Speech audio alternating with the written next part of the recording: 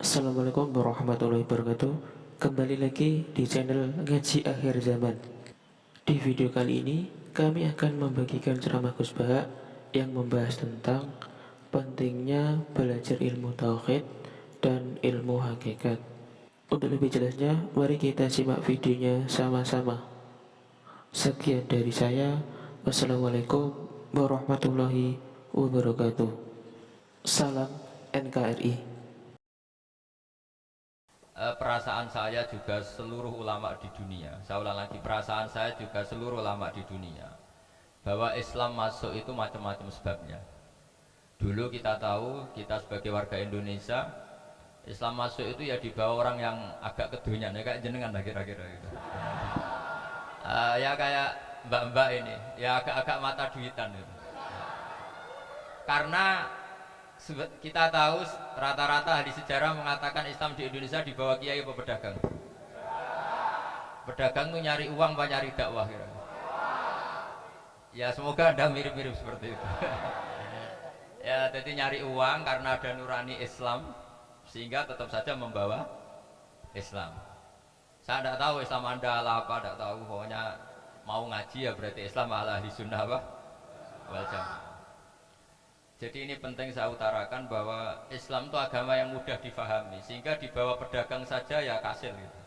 Dibawa orang yang kedonyan gak jenengan juga kasil gitu. Dibawa orang baik ya kasil, dibawa orang broken juga kasil. Ini penting saya utarakan karena saya ngaji di mana-mana bilang ciri utama kebenaran absolut adalah kebenaran yang bahkan orang gak benar saja bisa bawa. Tapi bukan berarti saya dukung Anda tidak benar, kan sudah tidak benar dulu sebelum kenal saya. Tapi nggak apa-apa, nggak benernya umat Islam insya Allah dimaafkan sama Allah Subhanahu Ta'ala. Ya asal tobat maksudnya. Nggak, ini saya beri satu konstruksi pikiran yang saya sering utarakan di ngaji saya.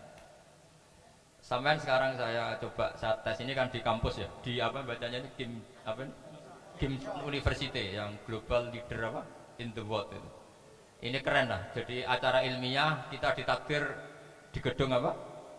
Kampus, gedung universitas di begini. Kalau 1 ditambah 1 2 itu namanya hakikat. Ciri utama hakikat adalah siapapun akan menerima. Saya sekarang tanya sama Anda, kira-kira 1 tambah 1 2 itu musuh Anda pun mengatakan 2 apa tidak? Iya. Pekerja Korea ya bilang 2, rektor Al-Azhar juga bilang 2. Kamu yang sekarang sedang mungkin sebagian broken sama istri juga bilang 2. Istri kamu yang mangkal sama kamu juga bilang 2. Yang cemburu ya bilang 2, yang dicemburuin juga bilang 2. Karena begitu mudah kebenaran absolut diterima oleh siapa saja. Begitu juga eksistensi Allah sebagai Tuhan. Itu mudah diterima oleh siapa saja, sehingga pembawanya tidak perlu seorang kiai atau gus atau mubalek atau ketua muin, cukup karyawan pekerja Korea. Karena kebenaran absolut itu kebenaran yang mutlak, siapa saja yang waras pasti ngakui. Kira-kira orang yang berpikir sehat pasti berpikir begini, ini yang diajarkan Quran, bumi ini kadung wujud, sudah wujud kadung wujud, punya eksistensi. Mungkin nggak sesuatu yang wujud kemudian disebabkan oleh sesuatu yang nihilisme, yang tidak ada. Mungkin enggak? Enggak mungkin. Yang namanya penyebab itu harus sesuatu yang wujud. Di mana-mana penyebab itu harus punya eksistensi. Karena langit dan bumi ini kadung wujud, pasti penyebabnya adalah wujud. Karena wujud penyebab harus bersifat super. Nah, bersifat super ini oleh ulama dikatakan wajibil wujud. Itu akal siapa saja akan terima. Cuma kemudian setelah terima itu orang macam-macam cara berpikir. Mungkin orang Jawa dulu bilang itu Sahyang Widi. Kalau orang sini mungkin bilang apa itu? Dewa atau apa ya? Enggak tahu saya.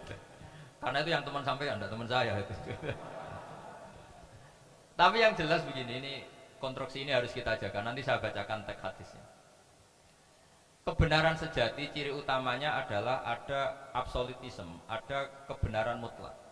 Ciri utama kebenaran mutlak adalah diakui bahkan oleh siapa saja, termasuk oleh orang fasik. Orang fasik itu orang nggak benar. Misalnya ada imam masjid besar Istiqlal, ditanya 1 tambah 1 bilang apa? Dua. Nanti kira-kira yang lonte juga bilang apa? Dua. KPK juga bilang koruptornya yang ditangkap. Dua. Nah, eksistensi Allah sebagai Tuhan ini kebenaran yang absolut. Maka agama ini juga boleh diterima oleh siapa saja, termasuk oleh orang fasik, orang nggak jelas. Ini penting saya utarakan karena sekarang marak kelompok yang mengatakan orang Islam kalau zina menjadi tidak muslim, orang Islam kalau korupsi menjadi tidak muslim, salah sedikit tahlilan jadi kafir, percaya wasilah jadi itu tidak benar seperti itu. Karena kebenaran eksistensi itu kebenaran yang nggak bisa diganggu gugat. Seperti Anda ini kan warga Indonesia, KPK ya warga Indonesia, koruptornya juga warga. Apa setelah dia korupsi lalu tidak warga Indonesia? Tetap warga. Orang yang meyakini kalimat tauhid setelah dia salah apa terus tidak ya tauhid? Kan tetap ya. Maka dia tetap Islam. Ini penting saya utarakan. Kalau seorang warga Indonesia yang koruptor, yang macam-macam saja tetap warga Indonesia, padahal banyak kesalahan. Karena status warga Indonesia adalah status yang permanen. Begitu juga status Muslim adalah permanen bagi siapa saja yang melafadzkan La ilaha illallah Muhammadur Rasulullah. Kita tidak bisa mengkafir-kafirkan. Itu juga yang sering dipesankan dan jadi ciri khas ulama ahli sunnah wal jamaah, tidak mengkafirkan orang Islam meskipun melakukan dosa besar. Soal dia salah nanti masuk neraka ya silakan saja, saya ada ikut, paham ya? Sampai bisa mencoba. Tapi tetap saja dia muslim. Analoginya tadi. Analoginya gampang sekali tadi. Orang Indonesia yang salah itu tidak akan merubah statusnya sebagai warga Indonesia. Karena ya memang dia berstatus warga Indonesia. Orang Islam yang sudah melafadzkan syahadat maka menjadi muslim. Saya di mana-mana berkampanye, berfatwa. Orang kafir yang 70 tahun kafir, sekali melafadzkan kalimat tauhid itu menjadi muslim apa tetap kafir? Muslim. Masa kita yang Islam terus, yang kalimat tahlil la ilaha illallah kemudian menjadi kafir karena kalimat itu? Itu faham aneh apa aneh? Wong yang kafir saja menjadi muslim karena kalimat tauhid, yang Islam menjadi kafir juga karena kalimat. Ini ngajak apa-apaan? Ya ngajak goblok-goblokan kira-kira kan gitu. Ini penting saya utarakan karena ini penting. Nah, setelah kamu yakin tauhid, ciri utama tauhid itu apa? Menstatuskan sesuatu sebagaimana hakikatnya. Misalnya bumi Korea ini statusnya tetap buminya Allah. Maka dari awal saya husnudzon sekali sama Allah Subhanahu wa taala bahwa suatu saat di bumi mana saja itu ada tahlil. Enggak ngira kan ada ateis di sini, bumi ateis kemudian ada tahlil, ada sakduna, ada macam-macam. Karena kita ketika sholat, makanya saya tadi janji akan memaknai kalimat-kalimat yang sering Anda baca ketika sholat. Di sholat saat ada itidal ngendikan apa? Rabbana lakal hamdu, ayo dibaca mil'us samawati wa mil'ul ardi wa mil'u ma syi'ta min syai'im ba'du. Sama nani secara tradisi pesantren, Rabbana do pangeran kita laka iku kaduwe panjenengan alhamdulillah segala puji. Engkau punya segala puji. Mil'us samawati, yang pujian itu memenuhi langit. Tentu langit itu penuh dengan pujian, semua malaikat bertasbih bertahmid. Karena malaikat tidak ada yang kerja di pabrik itu tasbih terus gitu. Nggak ada yang nyari uang kan? Nggak ada yang cari won ya. Apa won ya kalau bahasa ada. Kalau di sini nggak kiainya aja nyari uang. Terusannya apa? Wamilul ardi, dan pujian itu memenuhi bumi. Korea termasuk bumi Allah apa enggak? Jadi saya sudah menduga suatu saat Korea itu ya penuh dengan pujian. Dan ini betul. Siapa yang ngira kalau di bumi Korea ada yang hafal lagu Sakduna? Itu lagu kesayangan guru kita semua, Kiai Haji Maimun Zubair. Gak ada yang ngira. Siapa yang ngira kalau di sini ada ngaji seperti ini? Di Rusia juga sama. Uni Soviet itu negara ateis. Tapi lama-lama pecah karena glasnost itu dan perestroika itu. Kemudian menjadi pecahan-pecahan negara Muslim.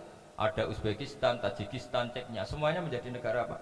Muslim. Karena dari awal lakal hamdu mil'us samawati wa mil'ul ardi, dan pujian itu pasti memenuhi langit juga memenuhi bumi. Kalau Anda baca itu di Indonesia mungkin wajar, di Indonesia banyak acara-acara seperti ini. Tapi kalau di Korea Ternyata benar. Dan anda ini kalian semua termasuk pembuktian benarnya wamilul ardi. Keren kan teman? Oh keren sekali, bukan sekedar keren, keren sekali. Makanya saya jarang diundang pengajian mau, tapi dia undang di Korea mau. Tapi saya ada niat datang undangan, memang saya ingin datang. Jadi ya karena itu, ini bentuk penghormatan saya. Bentuk penghormatan saya bahwa pada akhirnya benar-benar lakal hamdu mil'us samawati wa mil'ul ardi. Jadi Anda tidak perlu pesimis, dulu Indonesia juga seperti itu. Banyak Buddha, Hindu, macam-macam ateisme. Kemudian berkatnya para ulama sekarang jadi negara yang mayoritas Muslim. Korea, barokahnya orang-orang kedonyan seperti ini banyak Islam itu. Enggak apa-apa. Karena sebagian agama Islam, sebagian sejarah ditulis di bawah pedagang-pedagang Gujarat. Kira-kira orang Gujarat ke Indonesia dulu yang namanya pedagang cari apa? Uang. Tapi namanya orang Islam, hatinya tetap adanya tauhid. Nyari uang ya tetap sambil dakwah. Kalau yang ke Korea langsung kiai mungkin tidak seramai ini Islam. Karena kalau kiai datang langsung dicurigai jadi misionaris, jadi ribet malah. Tapi kalau sampean nggak ada yang curiga. Namanya pekerja ya pekerja saja nyari uang. Dan itu memang fakta.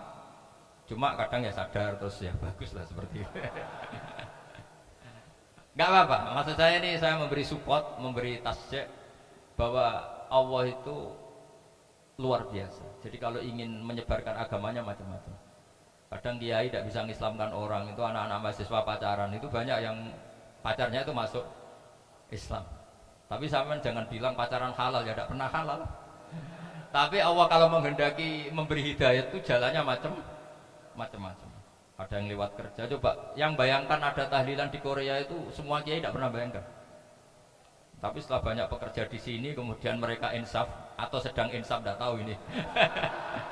Sampai kapan insafnya juga tidak tahu. Tapi yang jelas ini hebat. Ini apa? Hebat. Tahu-tahu ya seperti ini. Makanya iman saja Rabbana lakal hamdu mil'us samawati wa mil'ul ardi. Masih ditambahi wa mil'u ma syi'ta min syai'in ba'du. Karena Allah itu zat yang tidak terperikan, zat yang tidak terbatasi. Maka pujian di langit dan bumi ini masih kurang. Masih ada apa saja yang nanti akan dipenuhi oleh pujian kepada Allah Subhanahu wa ta'ala. Wa mil'u ma syi'ta min syai'in ba'du. Dan pujian kepada Engkau ya Allah akan memenuhi semua ruangan yang Engkau kehendaki. Mungkin suatu saat negara-negara yang sekarang yang paling minim Islam itu di Amerika Selatan.